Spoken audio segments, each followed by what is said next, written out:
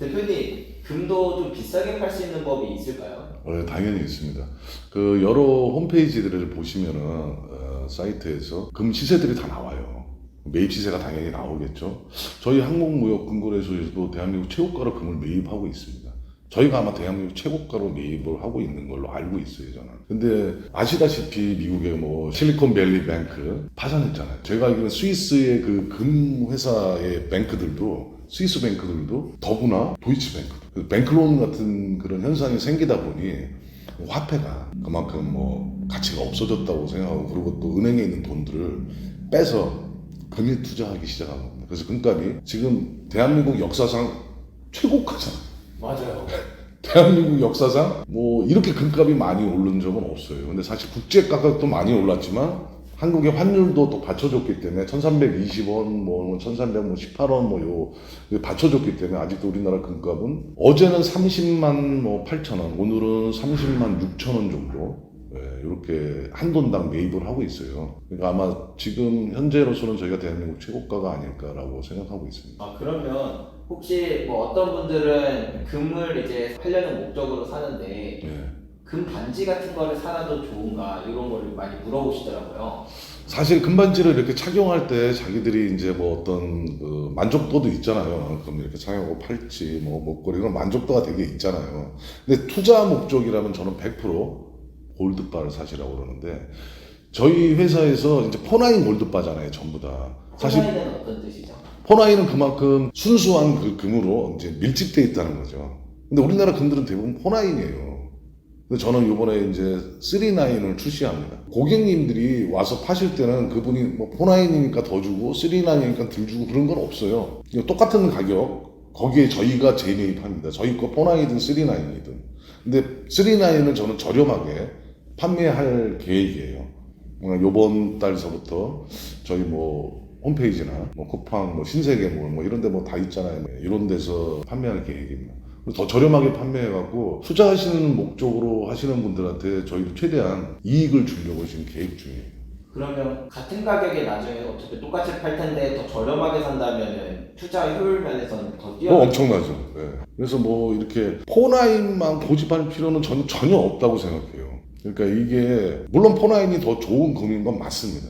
39보다. 포나인이 순도가 99.99%인 그렇죠. 거죠. 네. 그래서 포나인이잖아요. 나인이 4개 있어서 39은 999예요. 근데 그게 큰 차이가 없어요, 사실은. 근데 이제 뭐 이런 걸로 가격 차이가 좀 나고, 그리고 금을 이제 뭐 팔아야 되는데 왜 이렇게 비싸지? 라는 그런 어떤 생각을 중화시키기 위한, 사실은 근데 포나인이 좋은 금은 사실입니다.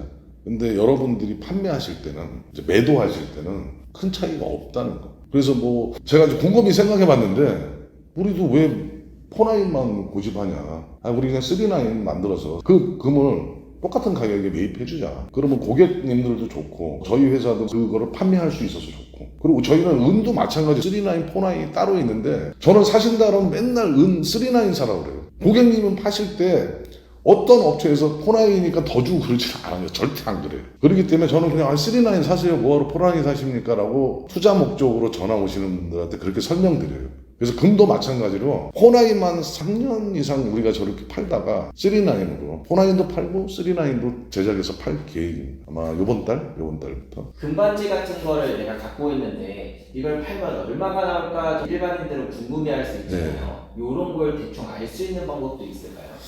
거기 사이트에 들어가시면 다 나와요. 열쇠는 얼마. 오늘 저희 기준이 한 돈당 3.75g이죠. 한 돈당 30만 6천 원에 매입하는데, 황금 열쇠, 거북이, 뭐 두꺼비 이런 것들은 돈당 4천 원을 제외합니다.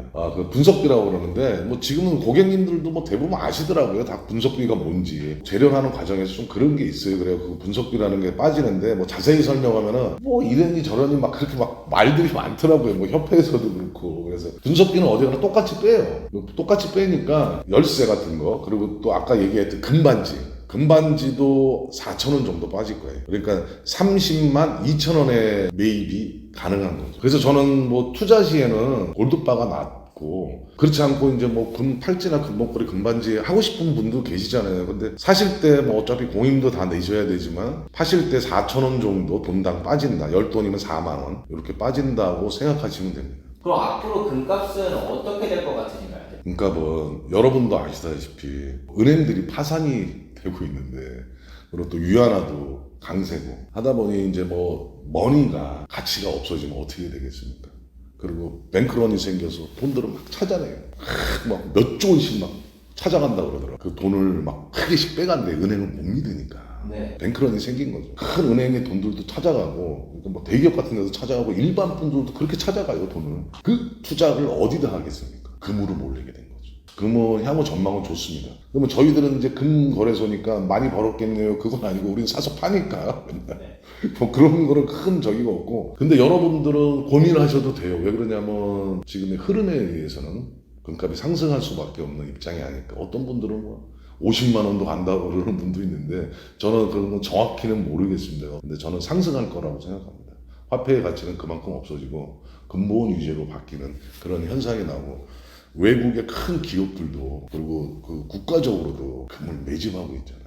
중국도 엄청나게 매집하고 일본도 마찬가지. 그러니까 뭐 앞으로 금값은 향후 전망이 좋지 않을까 그렇게 생각합니다.